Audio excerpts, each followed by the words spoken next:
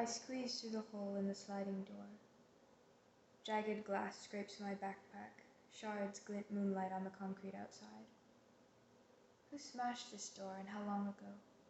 Was crime still a thrill, heartbeat clattering with the clatter of club on glass? Or routine by then? Is this where we're sleeping? Echinacea asks from outside. Yes? Hush. She hesitates in front of the sharp-edged gap. Julian peers around her. Want me to make it bigger? He swings back his stick, stuck with shards of mirror and wound with red string. No. What are you thinking? Come in. It's late. Too late already. Julian ducks through and stands beside me. Echinacea passes him her backpack, inches one leg, and then the rest of herself through the door. She grazes her forearm, yelps, and hops the rest of the way in, stands glaring at me and rubbing her arm. She's been through worse. You're fine. Let's go. A dull circle of moonlight illuminates the concrete floor and scatters enough to suggest a cavernous space, and the front desk, glass shivered to pieces, display shelves bare. To our left, the hulk of a vending machine lies on its side, where someone has given up on dragging it away. I click on my flashlight and check it. Empty, of course. I scan the flashlight beam over a low set of stairs beyond the front desk, just high enough I can't see the main floor. More stairs climb to a lounge balcony encircled by a collapsed railing. Beyond it, shadows, eating at the circle of light, dark as the starless sky that once blanketed the city. Are we safe in here? Echinacea's words echo. I jump. Keep quiet until we find out, I hiss. Rule number 1 is? Ears open, Echinacea mutters. Mine are tuned for a footstep outside, a knock against the wall. We climb the stairs, me in front, Julian flanking me with his stick brandished, Echinacea trailing behind. Glass crunches under our tennis shoes. The air in here is musty, heavy with humidity. I bounce the ghostly flashlight beam among collapsed chairs and an upended table. Julian crouches by a chair and twists one of its hollow metal legs. A rusty squeal pierces the air. What would you even do with that? I don't know. It looks cool. It could be useful, like you're always... He works with the screw more gently. He's forever scouting, collecting, improving his useless gear. If only he could upgrade our food and batteries the same way. He does have a good eye, though. He'll find everything I would have. Over the railing, I make out a strip of floor with a net-bordered grid of trampolines set into it on either side and banking the walls.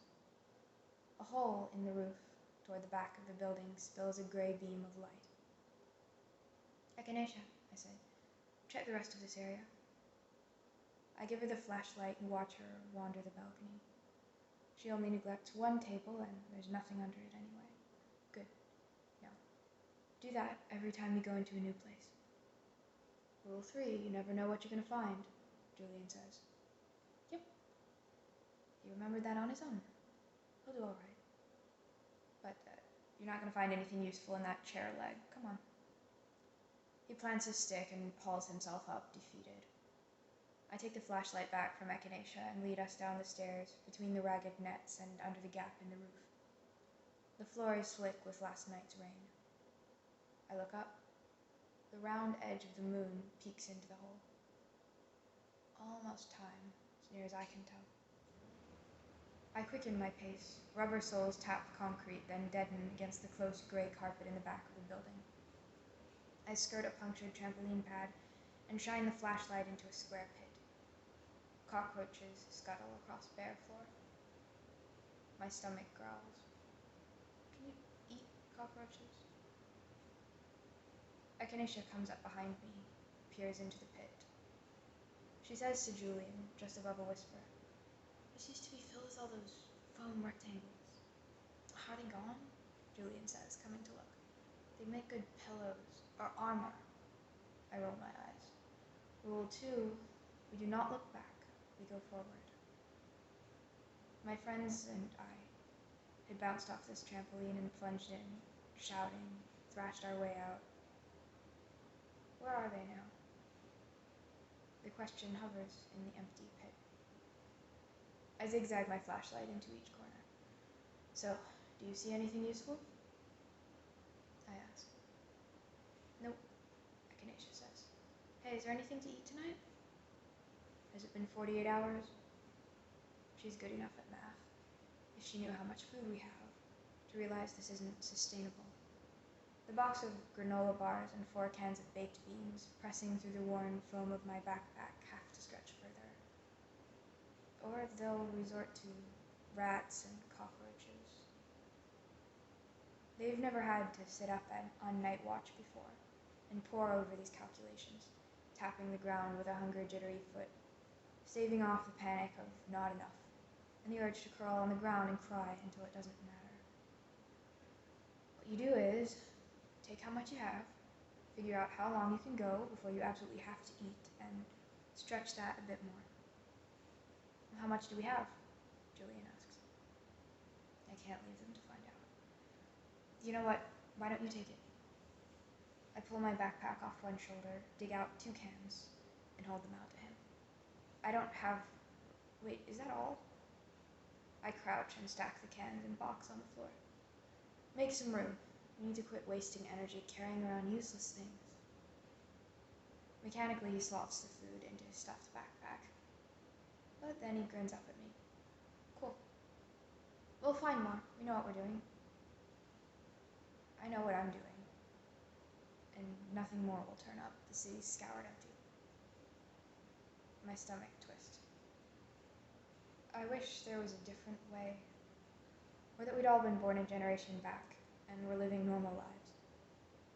That world is still so vivid just behind my eyes. Some mornings I wake up still thinking I'm in bed, and I hear Echinacea muttering in her sleep and wonder if she's a cousin and a friend. But no. Here I am in this destroyed building with these kids, and enough food to keep us hanging on for a week or 2. For them 3. Echinacea's been watching Julian tuck, slide, or crush the 5 packages into his backpack. That's all we... Sorry. Where would she be back then? We never talk about it, or at least I don't. Sometimes Julian and Echinacea sit together, whispering. I zip up and shoulder my backpack, spin on my heel, as if I can leave my futile wishes skittering down with the cockroaches, and cross over to the trapeze.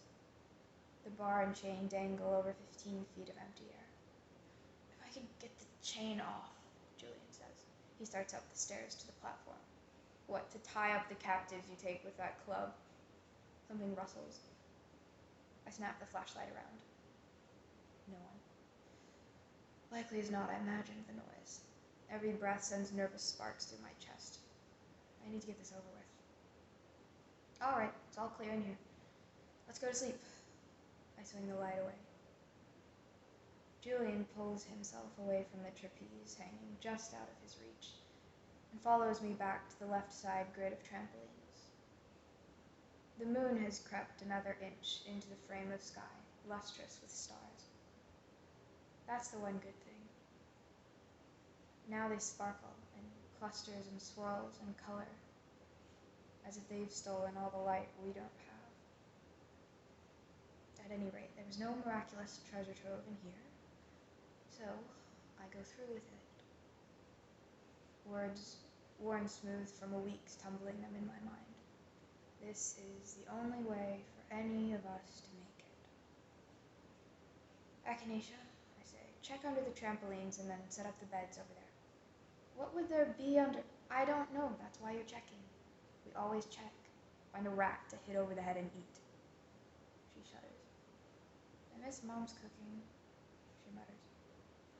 Cooking.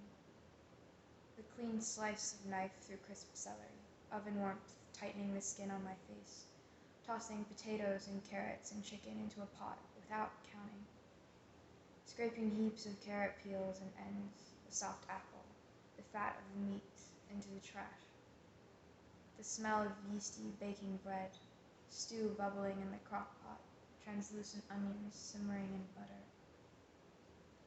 I press my lips until my teeth bruise them. Why can she always do this to me? I run my tongue along and seal up all that world again, swallow it down. Complain to Julian.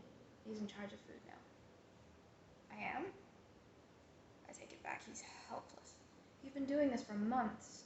You look everywhere, and you take whatever you find. Of course, he's already over-applied that rule. Whatever you can think of a use for, to help you survive. I hand Echinacea my extra clothes and our one blanket.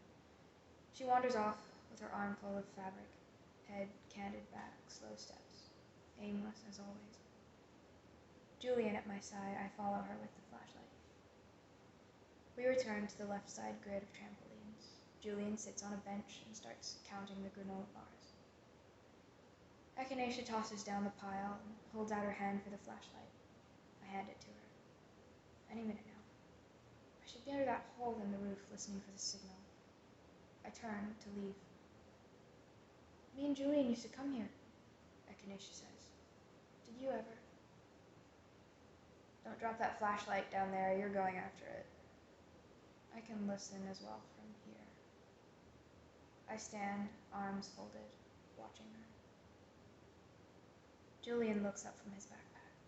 I remember. It was fun. He cranes over his shoulder at the building, pulls a lopsided smile.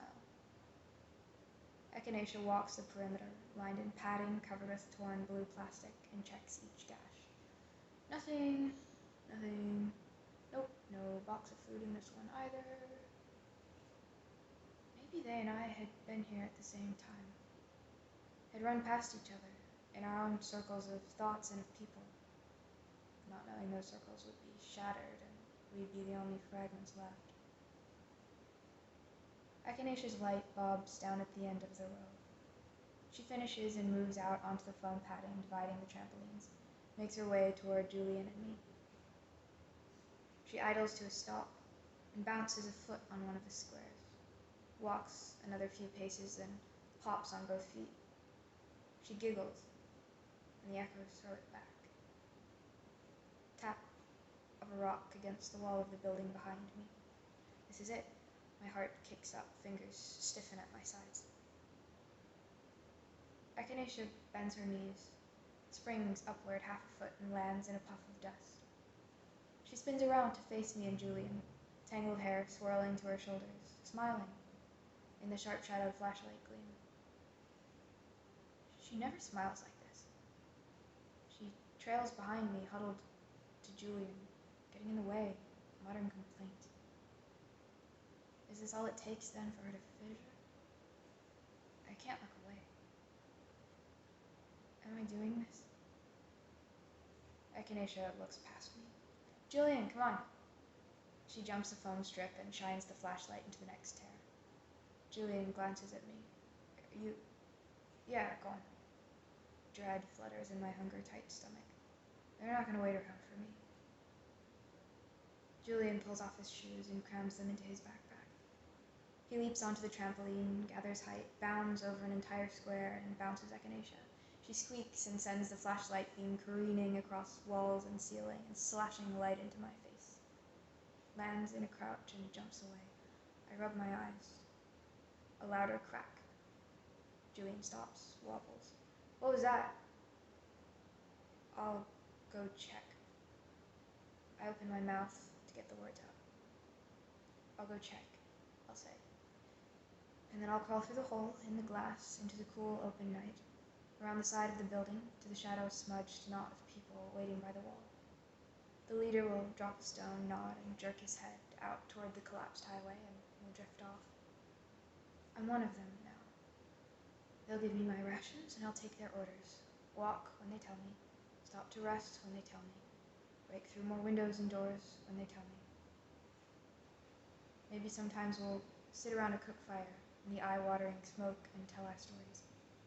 I'll say, I lived a couple miles from here. I was the only one to make it out of my family. Ran into a couple of kids, alone, scared out of their wits, and took care of us all for a while until I couldn't keep us alive anymore, so I left them. I don't know where they are tonight, but I'm glad I'm here, lifting whatever meat or wild vegetable they've scavenged, roasted, shiny, and blackened in the flames. It's good to know where my next meal's coming from. And I'll follow them and make myself useful. Hope I won't wake up the next morning alone with a few days' food, the ashes and the thick smell of smoke. The same sickening desperation Julian and Echinacea are going to feel once they realize I'm gone. Gone irretrievably, trekking a new network of alleys and streets one foot after the other. Julian is staring at me, bouncing on his heels. Me or them? Me or us? No more poring over my mucked-up city map. No more fitful sleep, ears strained, poking whoever's supposed to be on watch to keep them awake. No more swapping wire or broken machines or the ring from my birthday for a few weeks' food and water. Never a fair trade because we're desperate and we're alone. Except for each other. And it's blinding as the flashlight in my eyes. Stripped of friends, chemistry homework, and literature essays, ambitions, drawing, and cooking. What is my life now but taking care of Julian and Echinacea? The excuses I've worn out over the last few nights, gazing at the two of them huddled, sleeping in the moonlight. They're not relations. Julian thinks he's the protagonist of some TV show. Echinacea lives like the wanderer of some misty otherworld dissolve, like stars in the daylight. They're kids, and they're undeniably mine now. So, option C. We take the risk we should have taken long ago and leave the city. We'll find some settled-in group who will take everyone. If they won't, we have the three of us, and we'll stick it out together for the rest of our lives. I'm gonna go see what's out there, Julian is saying. He looks far too excited by the possibilities. I bet we'll have to fight. No! I stretch my mouth into a smile. It's nothing. They'll leave soon enough. I'm just one more mouth to feed. And I have 3 more to feed from here on. My smile trembles. I grapple for a faraway, star-clear vision of my life. One thread of light crisscrossed over this city, twined now with Julian's and Echinacea's.